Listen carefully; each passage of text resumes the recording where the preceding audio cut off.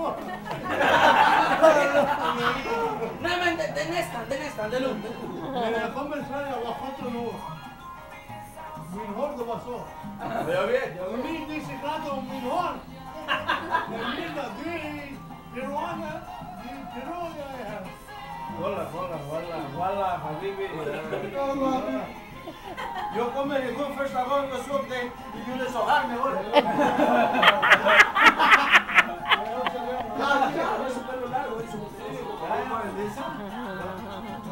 Jag har inte problem, jag har en stor bil hemma. Men det är inga problem, du tappar håret här. När jag kommer till Växa Sverige. det här bara, sen kammar det. Lista, ni är 45. När jag kommer till Sverige, vad ska jag säga? Jag gjorde inte, du vet. Jo, vi vet. Två tjejer här, två tjejer här. Diskoteket, de gör sådär till håret. Tjejerna har...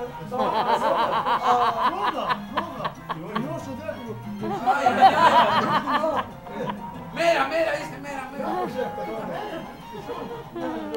Franskarna, de känner inte håret.